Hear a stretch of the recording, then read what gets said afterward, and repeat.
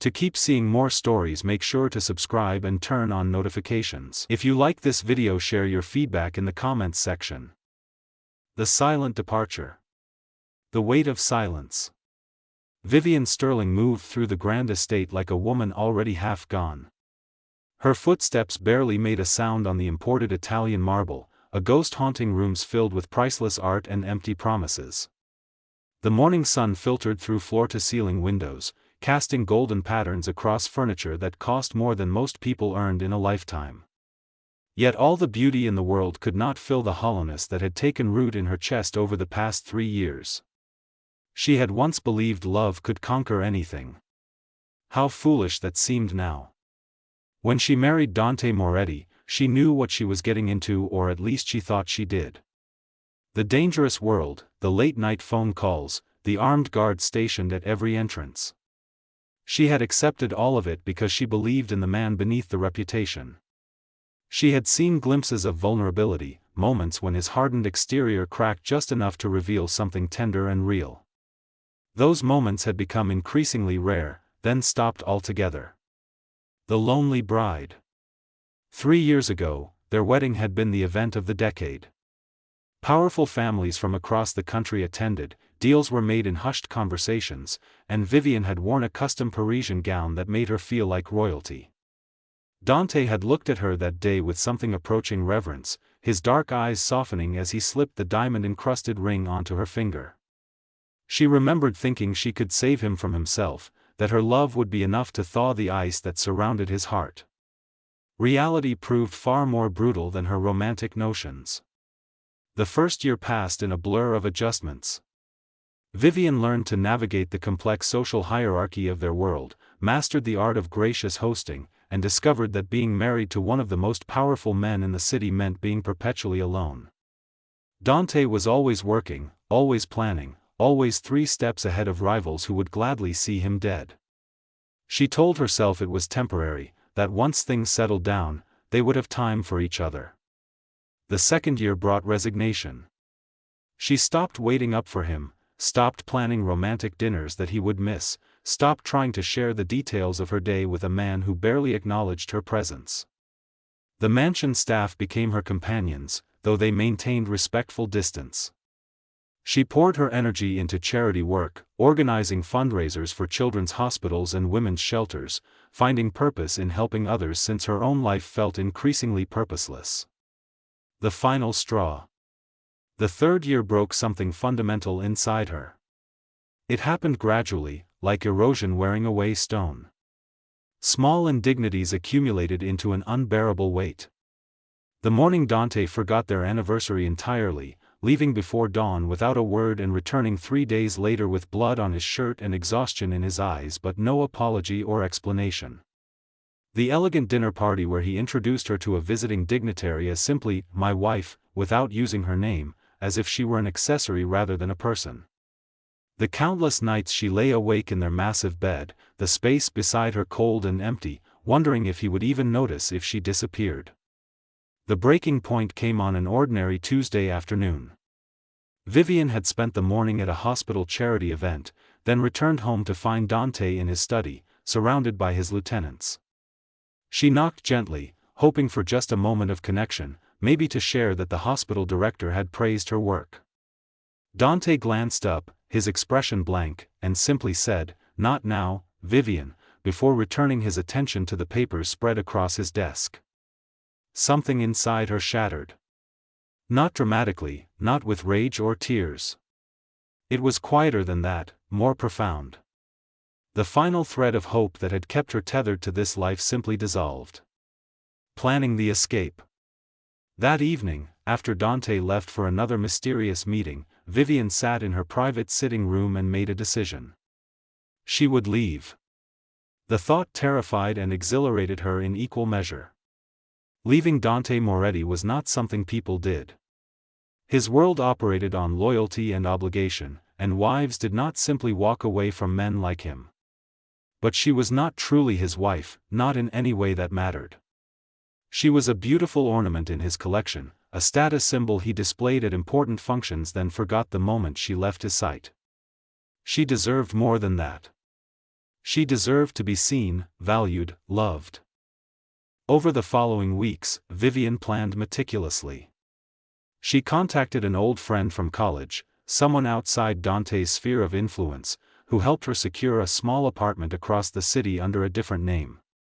She began transferring small amounts from her personal account, money she had inherited from her grandmother that Dante had never touched or questioned.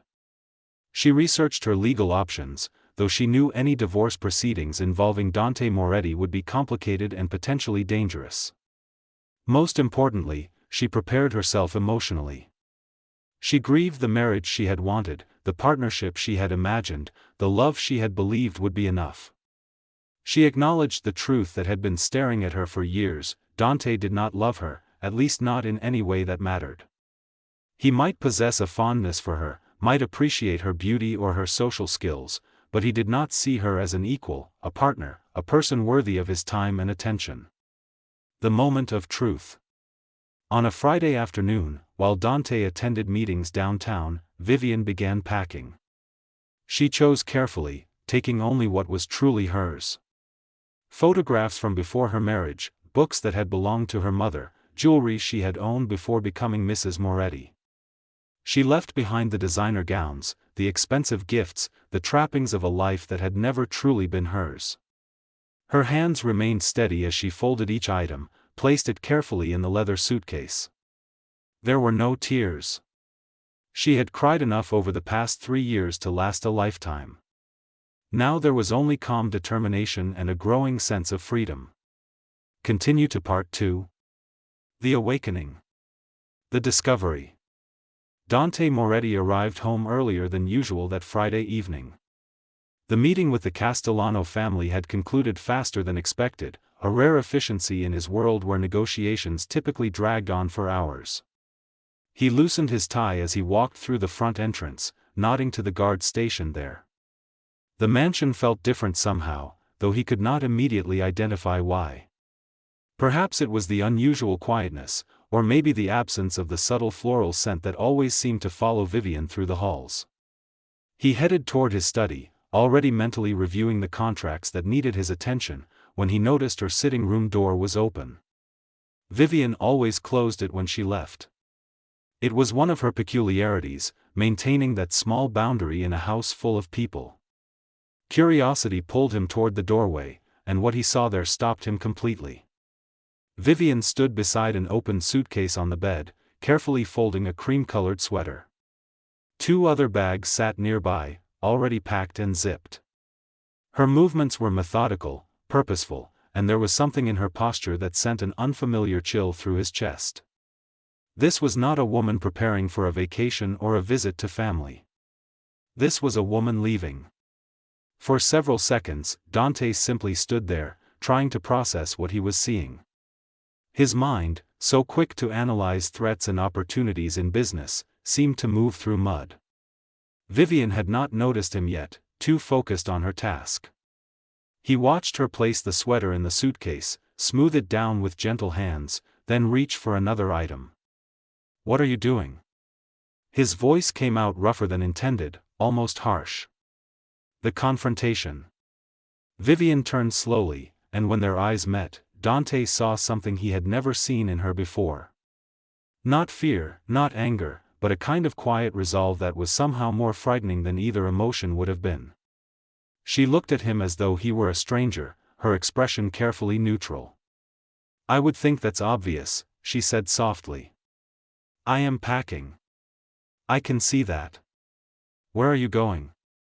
"Away." The single word hit him with unexpected force. Away. Not to visit friends, not for a charity event in another city.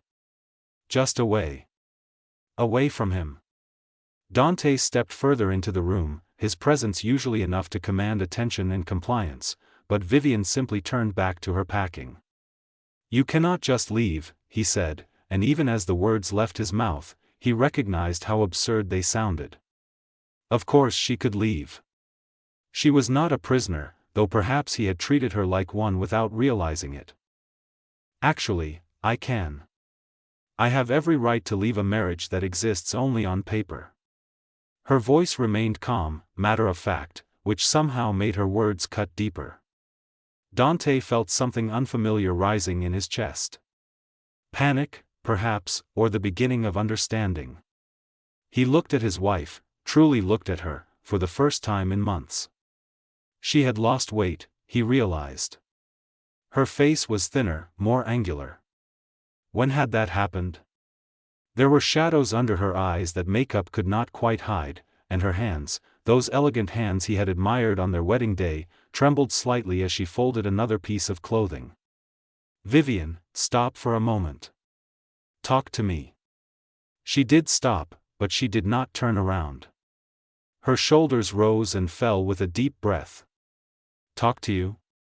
Dante, I have been trying to talk to you for 3 years. You have made it abundantly clear that you have no interest in anything I might say." Fragmented memories. Her words triggered something in his memory, images flashing through his mind like photographs shuffled too quickly. Vivian knocking on his study door during an important meeting.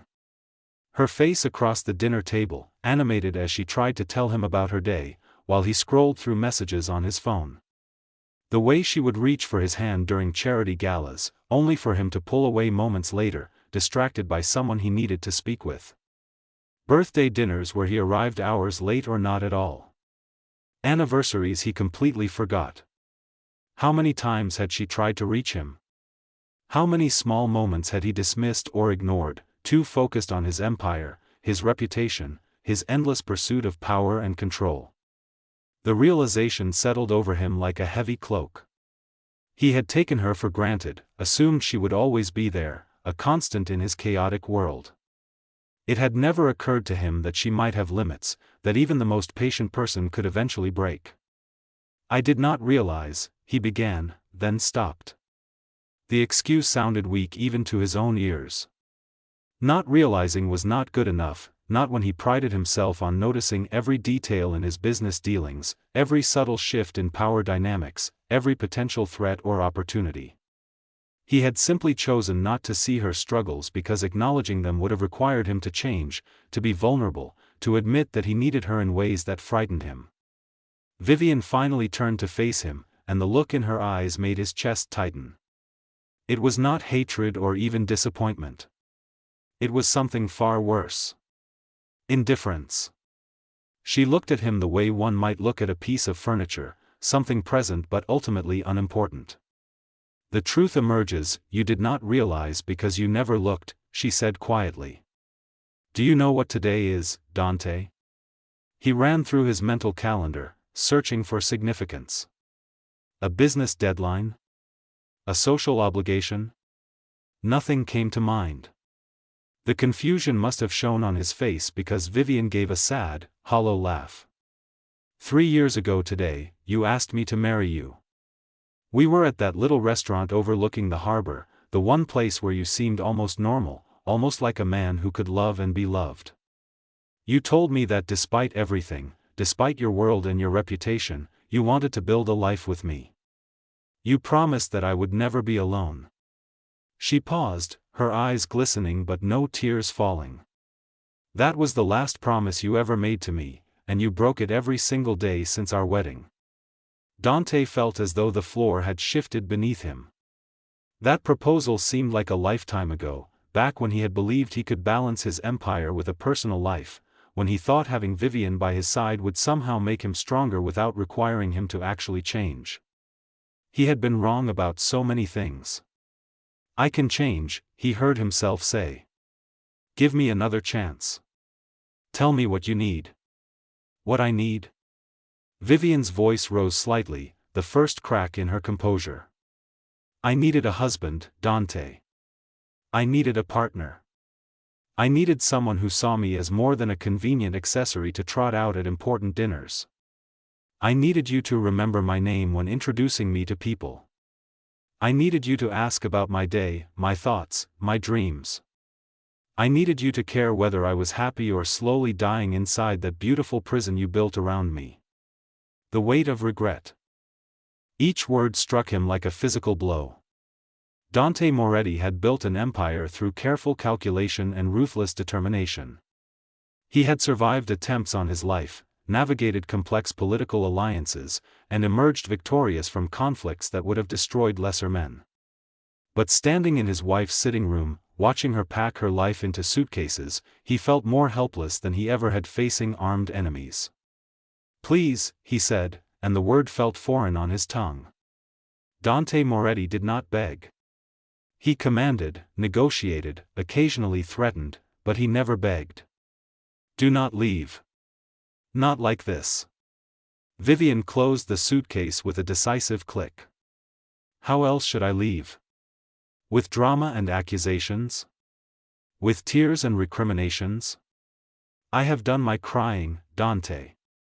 I have spent 3 years hoping you would notice me, truly see me, and you never did. I am tired of being invisible in my own life." She picked up one of the bags, and Dante found himself moving forward, his hand reaching out to stop her. "Where will you go? How will you survive? Everything you have is because of me." The moment the words left his mouth, he regretted them. Vivian set down the bag and turned to face him fully, her expression hardening. "Everything I have?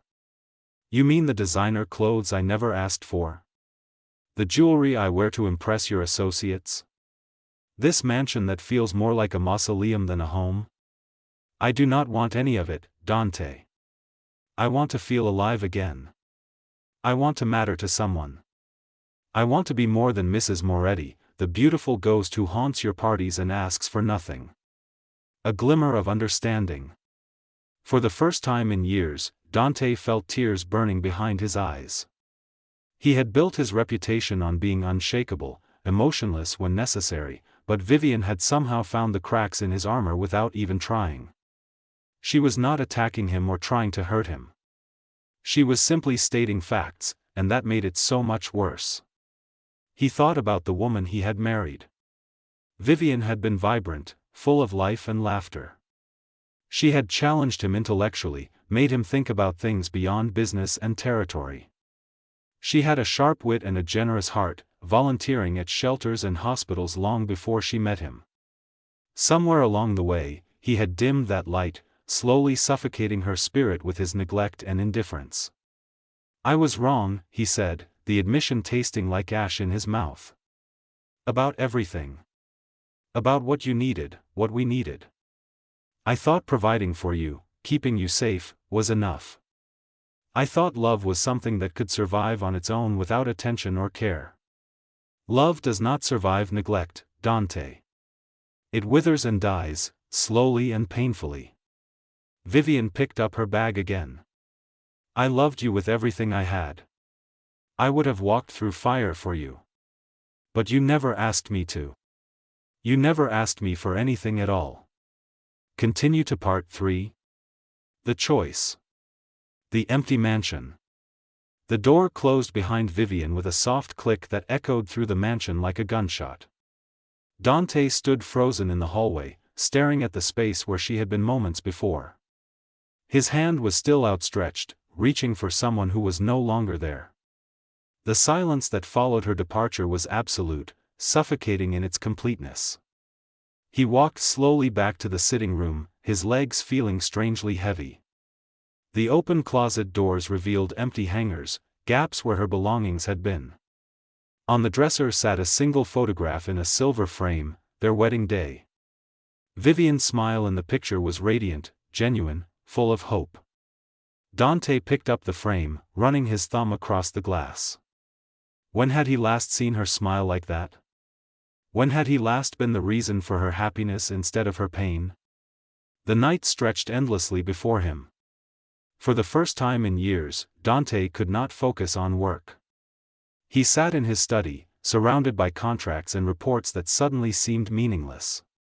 Every business triumph, every territory gained, every deal successfully negotiated felt hollow without someone to share it with. He had built an empire but lost the only person who had ever seen him as more than just the dangerous, powerful Dante Moretti. The search for understanding. Over the following days, Dante found himself haunted by memories he had buried beneath layers of ambition and emotional detachment. He remembered the early days of their relationship, before marriage, when Vivian would meet him at that small harbor restaurant. She had not been impressed by his reputation or his wealth. Instead, she had asked him about his childhood, his dreams, the person he wanted to be beyond the role fate and circumstance had forced upon him. He had opened up to her in ways he never had with anyone else. He told her about his father, a brutal man who believed emotion was weakness and love was a liability.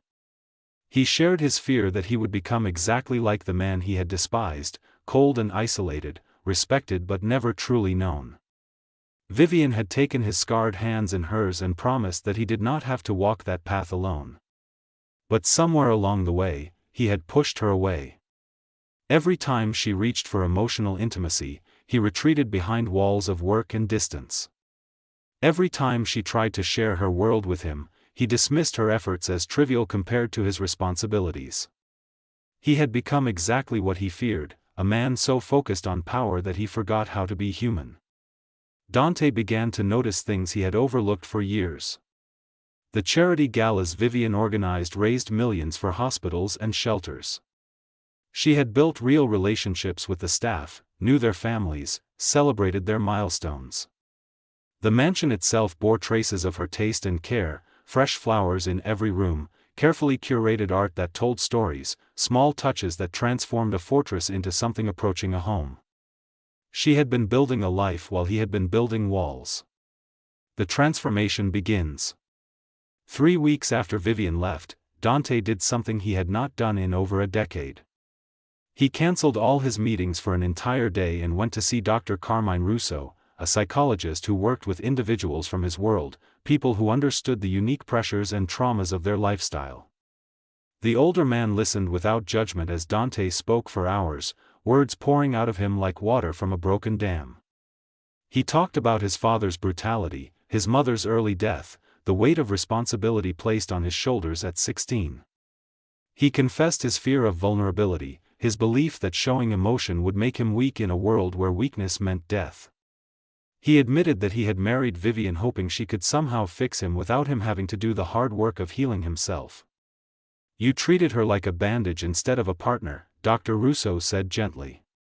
"You expected her presence to heal wounds you refused to acknowledge, then blamed her silence when she could not perform miracles." The truth of those words cut deep, but Dante did not flinch away from them. He was done running from uncomfortable realities. If there was any chance of winning Vivian back, he needed to become the man she deserved, not the broken boy pretending to be invincible. Rebuilding from within, the changes started small but significant. Dante began attending therapy twice a week, working through decades of trauma and learned behaviors. He delegated more responsibilities to his trusted lieutenants, men who had proven their loyalty and competence over years. He started leaving the office at reasonable hours, going home to a mansion that felt cavernous without Vivian but no longer felt like just a fortress. He reached out to the charities Vivian had championed, making substantial donations and actually attending events, speaking with the people whose lives were touched by her work. The hospital director remembered him from previous galas but seemed shocked when Dante asked genuine questions about their programs and challenges. For the first time, he understood why this work mattered to Vivian. She had been trying to bring light into a dark world, to balance the violence and moral ambiguity of his empire with genuine goodness. Through careful and discreet inquiries, Dante learned that Vivian had taken an apartment in the Arts District, a neighborhood far from his usual territory. She had started working at a small gallery, helping emerging artists showcase their work. Friends reported that she seemed lighter somehow, less burdened, though there was a sadness in her eyes that never quite disappeared. He wanted to rush to her, to prove he had changed, but Dr. Russo counseled patience. "Real change takes time," the therapist reminded him. "You need to transform not just for her, but for yourself. Otherwise, you will slip back into old patterns the moment things get difficult." The unexpected meeting. 2 months after Vivian left, Dante found himself at an art gallery opening. Not by accident, but not by calculated design either. One of his associates mentioned the event, and Dante recognized the gallery name from his inquiries. He told himself he would simply observe from a distance, ensure she was safe and well, then leave without intruding on her new life. The gallery was intimate and warmly lit, filled with vibrant paintings and sculptures that spoke of hope and resilience. Dante stood near the entrance, scanning the crowd, when he saw her. Vivian wore a simple black dress, elegant but understated, her hair pulled back in a way that highlighted the graceful lines of her neck. She was speaking with an older couple, her hands moving expressively as she described the painting before them, and she was smiling. Really smiling, in a way she never had during those final months in his mansion. The sight of her happiness, achieved without him, should have brought relief or perhaps resignation. Instead, it filled him with a fierce, aching longing. This was the woman he had married, the vibrant soul he had slowly dimmed with his neglect. Seeing her shine again reminded him of everything he had lost. As if sensing his presence, Vivian looked up. Their eyes met across the crowded gallery, and time seemed to pause. Surprise flickered across her face, followed by something more complex, wariness mixed with curiosity. She excused herself from the couple and walked toward him, her steps measured and careful. The conversation.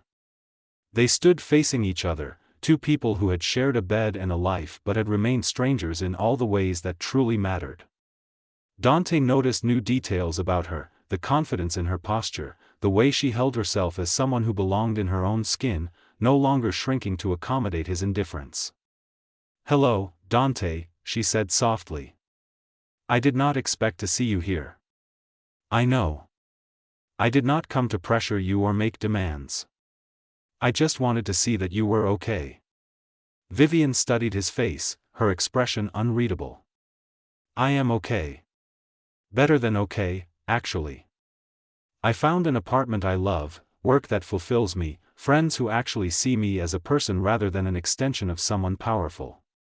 Each word was a small knife, a reminder of what he had failed to provide. Dante nodded slowly. "You deserve all of that. You always did.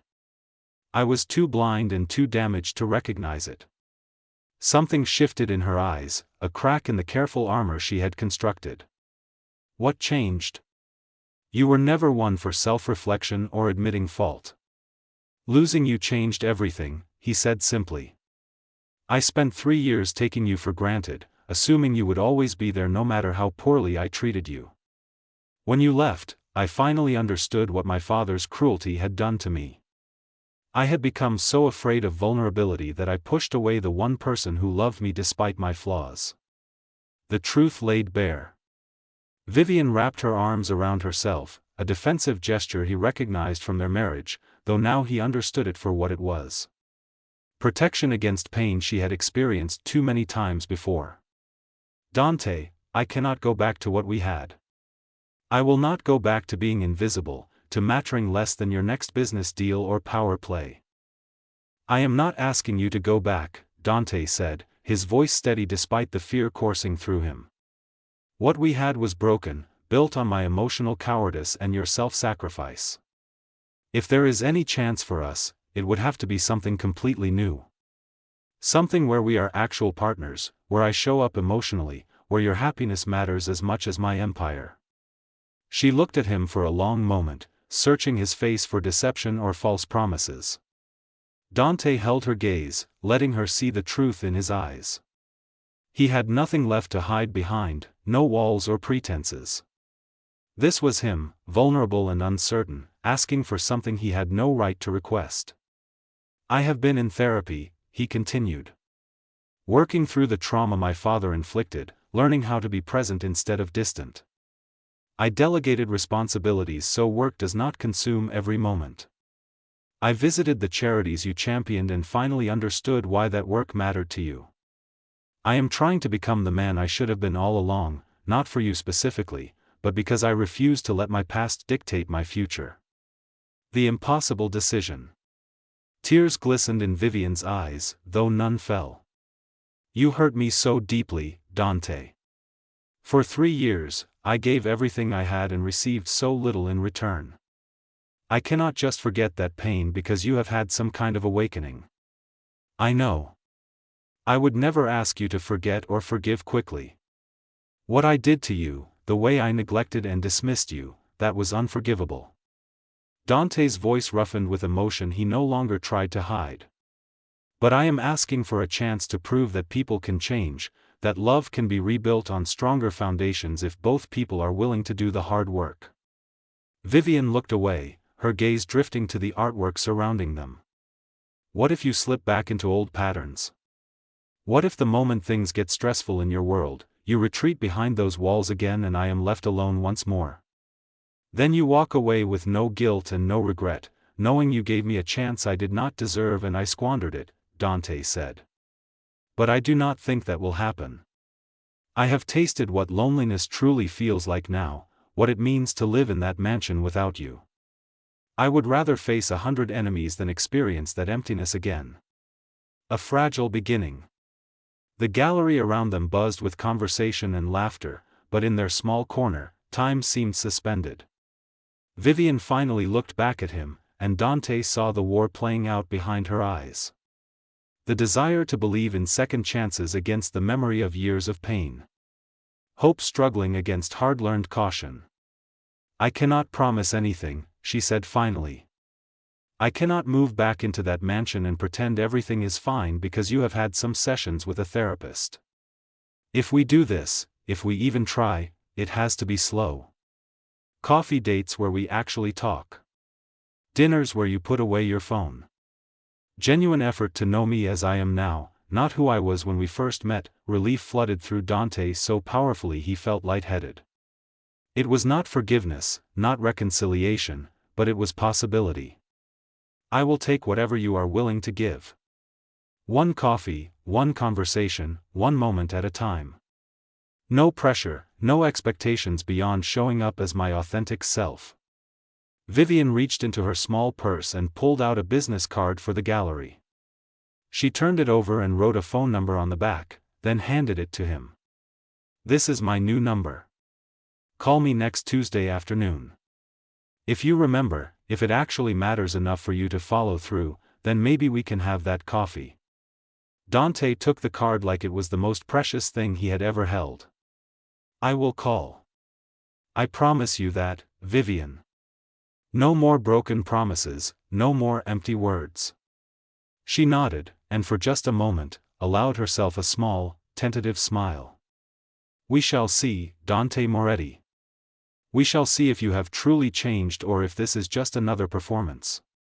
The long road ahead. As Vivian returned to her duties at the gallery, Dante slipped out into the cool evening air.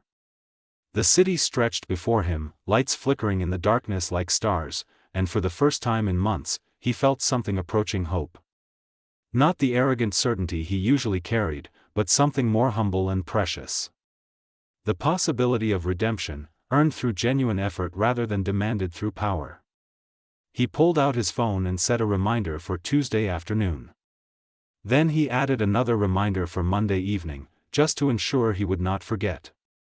This was his chance, perhaps his only chance, to prove that even the most damaged person could learn to love properly if they were willing to do the necessary work. The road ahead would not be easy. Trust, once shattered, required painstaking effort to rebuild. Vivian would test him, consciously or unconsciously, waiting for him to revert to his old patterns. He would stumble, make mistakes, struggle with instincts honed over decades of emotional self-preservation. But he was ready for the challenge in a way he had never been ready for anything before. Because losing Vivian had taught him the most important lesson of his life. Power and control meant nothing without someone to share victories with, someone who saw past the reputation to the person beneath. He had built an empire but had been living in exile from his own heart. It was time to come home, even if the journey took years and required more courage than facing any enemy ever had. As Dante walked through the city streets toward his car, he carried with him a business card with a phone number and the fragile beginning of hope. Tuesday could not come fast enough, yet he knew patience would be essential. Vivian deserved his best self, not his desperate self. So he would wait, prepare, and show up exactly as he had promised. The story was far from over. In many ways, it was just beginning. And this time, Dante Moretti intended to get it right.